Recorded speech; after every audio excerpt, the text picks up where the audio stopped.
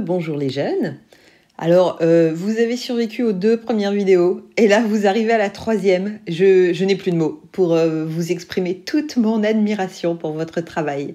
Vous avez le droit de faire, comme on dit en anglais, pat yourselves on the back, c'est-à-dire que vous allez prendre votre petite main droite et vous allez la diriger vers votre épaule gauche et vous allez tapoter gentiment l'arrière de votre épaule gauche. C'est ça, pat yourselves on the back, c'est une manière de vous auto-féliciter parce que franchement, c'est beau, c'est beau. Donc, on va faire ça vite et bien. Les question tags, ce sont des toutes petites questions que l'on met à la fin d'une phrase et que on utilise seulement dans des conversations parce que c'est quand ces petites questions vont nous permettre de demander à la personne avec qui on discute de valider ce qu'on vient de dire. On a le même principe en français. Si par exemple vous dites ah, ce film il était bien, hein, le petit 1 que vous mettez en fin de phrase, c'est une question en soi en fait. Le film il était bien, c'est une phrase affirmative toute seule. Mais le fait que vous rajoutiez le 1 point d'interrogation à la fin, vous demandez validation à votre interlocuteur. Et bien là, c'est la même chose. Ça doit exister à peu près dans toutes les langues, hein, ce principe. Et donc, le question tag, il va être construit, on va voir, avec un auxiliaire et un sujet. Donc, c'est pas juste un mot, c'est une mini-question vraiment, avec auxiliaire, éventuellement négation et sujet. Donc, c'est un tout petit peu plus complexe, mais une fois qu'on comprend comment ça marche, c'est top. Alors, je vous indique quand même que ces question tags, ils sont plus courants au Royaume-Uni et en Océanie. En Océanie, hein, c'est l'Australie et la Nouvelle-Zélande. Ils sont plus courants là-bas qu'en Amérique du Nord. Au Canada et aux États-Unis, ils vont les utiliser, hein, mais moins souvent.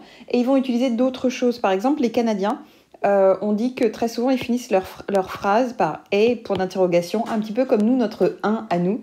C'est même un cliché des Canadiens. Et c'est vrai qu'ils l'utilisent, bon, moins souvent que ce qu'on peut dire, mais ils l'utilisent quand même de temps en temps. Donc, nous, on va regarder la construction. Je vous ai dit, il y a un auxiliaire et un sujet. Donc, on va voir quel auxiliaire, on va voir quel sujet. Et des fois, on a une négation.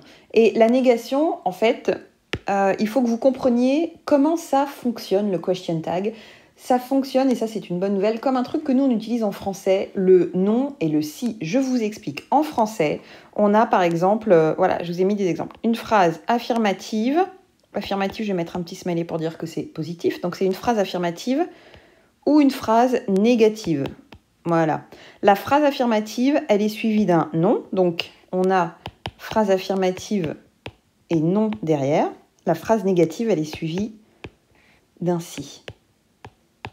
C'est-à-dire que la petite question tag à la fin, c'est l'inverse de la phrase d'avant. Si vous avez une phrase affirmative, vous aurez un question tag négatif. Si vous avez une phrase négative, vous aurez un question tag affirmatif.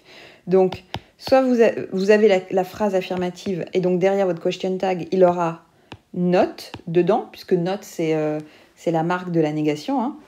Soit vous avez déjà le not dans la phrase et derrière, vous aurez un question tag affirmatif. On va essayer de voir ça ensemble. On va voir des exemples. Alors, exemple, vous êtes à un mariage et puis vous trouvez que la mariée a l'air très heureuse. Donc, vous allez dire « la mariée a l'air heureuse, virgule 1 ». Et la mariée, ça se dit « the bride ». A l'air, vous savez, avoir l'air, c'est look plus adjectif, 3e personne du singulier ici. Au présent, on met un S. The bride looks happy. Et votre question tag va se construire de la manière suivante. Là, déjà, on a une phrase affirmative. Donc, on sait que quelque part dans le question tag, on va avoir not. Vous savez aussi que le not va toujours s'accrocher après un auxiliaire. Et ça tombe bien puisque tout à l'heure, on a vu que le question tag, c'était un auxiliaire et un sujet. Donc, on va avoir auxiliaire plus not et sujet derrière. Alors, l'auxiliaire, comme on est au présent simple, et que c'est la 3e personne du singulier, on va utiliser l'auxiliaire du présent à la 3e personne du singulier, c'est-à-dire does. Donc, does, oula, j'écris ça n'importe comment. Does, plus le not, et là on va le contracter, doesn't, et le sujet qui est derrière fera référence à the bride, mais comme le question tag est court et qu'il a vocation à rester court, parce que le question tag en soi n'a pas tellement d'importance. C'est comme le 1. Vous voyez, nous, on utilise vraiment un seul mot pour remettre en question la phrase qu'on vient de faire, mais ce n'est pas une vraie remise en question. On demande juste confirmation. Donc, on n'a pas besoin de faire une longue phrase. On va rester le plus court possible. Et donc, on va utiliser le pronom qui va avec the bride, donc she. The bride looks happy, doesn't she? Je vous propose de faire la même, mais avec... Ah, j'ai fait une bêtise. Voilà. Mais avec... la mariée et le marié. La mariée, on a vu, c'était the bride. Le marié, c'est the groom. The groom. Ils ont l'air heureux, look happy.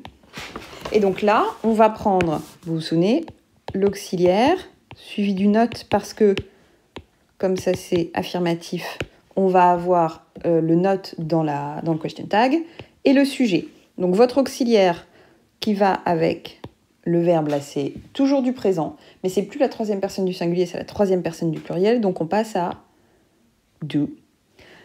Ensuite, on a le not qu'on vient accrocher, ça fait don't, et votre sujet qui remplace the bride and groom, le pronom ce sera they. The bride and the groom look happy, don't they? Ok? Donc ça, c'est quand vous avez des phrases affirmatives. Si vous avez une phrase négative, si par exemple, à ce mariage, ça se passe finalement peut-être pas si bien que ça, et que vous dites « la mariée a pas l'air heureuse », si, ce sera « the bride doesn't look happy ». Et là, souvenez-vous, comme on a une phrase qui est négative, on va avoir un question tag affirmatif et dans ce cas-là, on a juste besoin de l'auxiliaire et du sujet. Et donc, on l'a vu tout à l'heure, l'auxiliaire, ce sera does et le sujet, c'est she. The bride doesn't look happy, does she? Ah, elle n'a pas l'air heureuse, hein? Vous voyez, le 1 à la fin, eh ben, c'est le does she qui est ici. D'accord? Ok. Je vous donne des exemples. Clairement, vous pouvez faire comme avant, dans les autres vidéos, je vous disais, mettez pause, essayez de souligner, essayez de retrouver tous les éléments. Ou vous pouvez attendre que je le fasse, et après, je vous réeffacerai tout, et vous pourrez rechercher par vous-même les éléments. Canada is beautiful, isn't it? Là, le question tag, on a is, parce que c'est le verbe be, et souvenez-vous que le verbe be remplace l'auxiliaire. Donc, comme votre phrase de départ a be dedans, on garde be dans le question tag. La phrase de départ est affirmative, donc on va avoir not juste derrière, isn't, et it remplace Canada. A priori, c'est clair pour vous. Et donc, ça veut dire le Canada, c'est beau, n'est-ce pas? Et là, vous êtes obligé de dire oui. She can sing, can't she? Can, ici, c'est un modal. Souvenez-vous que eux aussi, les modaux remplacent les auxiliaires. Je vous ai pas fait que des phrases faciles. Hein. Là, je vous ai fait des trucs... on a fait le facile avec le mariage. Hein. Là, c'est un peu plus compliqué. Enfin, un peu plus compliqué. Si vous avez suivi, ça va aller tout seul. Can, du coup, n'est pas remplacé par un auxiliaire. On continue de l'utiliser dans le question tag. Comme votre phrase est une phrase affirmative, on a le not qui va derrière. Donc, ça fait can't. Et puis... ici, le sujet, qui est déjà un pronom, se retrouve aussi en pronom dans le question tag. Mais souvenez-vous que si le sujet, on avait mis son prénom, si c'est Brenda qui s'est chanté, en question tag, on aurait de toute manière mis le pronom she, puisque le question tag doit rester le plus court possible. Et rappelez-vous que she can sing ne veut pas dire elle peut chanter, mais elle sait chanter. Comme she can drive, elle peut conduire, et she can swim, elle sait nager. She can drive, elle sait conduire, she can swim, elle sait nager.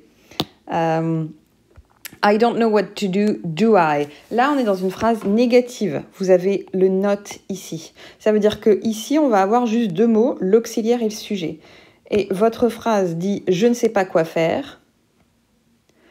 Et votre question tag va reprendre l'auxiliaire qui est do, l'auxiliaire de... Quand vous dites « I don't know », vous avez déjà l'auxiliaire dedans puisque c'est une négation, hein. Donc, l'auxiliaire, là, on est au présent simple, première personne du singulier. L'auxiliaire, c'est do. Et votre sujet, à la fin. Rappelez-vous, non. I don't know what to do, do I? Ça voudrait dire, moi, je ne sais pas quoi faire, si. Voilà, en français, je ne sais pas comment on pourrait dire, je ne sais pas quoi faire. Je pense qu'on ferait une phrase plus longue. Est-ce que toi, tu peux me dire est-ce que je pourrais faire quelque chose à ton avis? Sous-entendu, non, je ne sais pas quoi faire. On sent que la personne n'est pas bien. Elle est toute perdue. Une autre phrase négative ici, dans un contexte un petit peu tendu où vous auriez voulu dire quelque chose, mais c'était pas possible à cause des circonstances.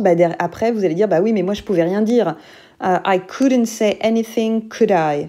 Une fois de plus, là, on est au passé, on est avec un modal, could, qu'on va retrouver du coup ici à la place de l'auxiliaire, et votre sujet I, qui reste I.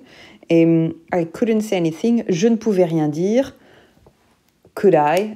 Je ne pouvais rien dire si. Voilà, je ne pouvais rien dire si. Non, je ne pouvais rien dire. La dernière phrase, you will give me a call, won't you? C'est typiquement si vous sortez un soir et que votre maman vous accompagne jusqu'à la porte et vous dit « Tu m'appelleras, hein ?» Vous voyez, le 1 à la fin, c'est ça. Donc, on est au futur simple avec will. Will est aussi un modal, donc vous allez le retrouver ici.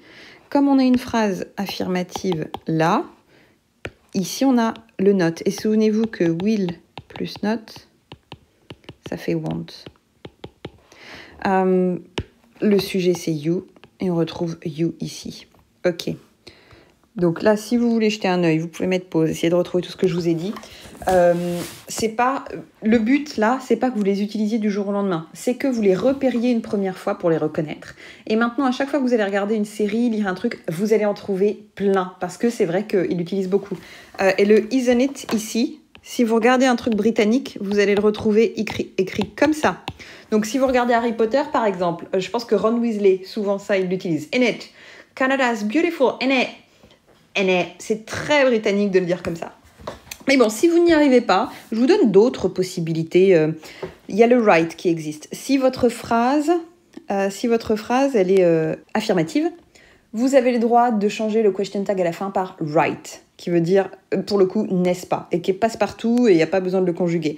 Donc ici, par exemple, le Canada, c'est beau. Canada is beautiful, right? She can sing, right? Et la dernière, you will give me a call, right?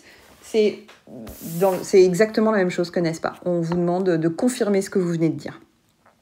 C'est un tout petit peu plus fort, mais très honnêtement, la plupart du temps, c'est interchangeable. Et si vraiment vous êtes perdu, vous faites comme les Canadiens, puis vous mettez « et » à la fin. Canada's beautiful, eh? She can sing, eh? I don't know what to do, eh? I couldn't say anything, eh? You will give me a call, eh? Tout ça, ça marche, mais que avec des Canadiens, donc c'est un petit peu un contexte très particulier. Et donc voilà, cette dernière phrase qui résume un petit peu une belle philosophie de vie. Canada is awesome, eh? Voilà. J'espère que c'est un petit peu plus clair. Une fois de plus, je ne vous demande pas de les utiliser du jour au lendemain, mais maintenant, vous savez ce que c'est, vous pouvez les repérer, comprendre comment ça marche, et du coup, très vite quand même, les utiliser et devenir parfaitement bilingue.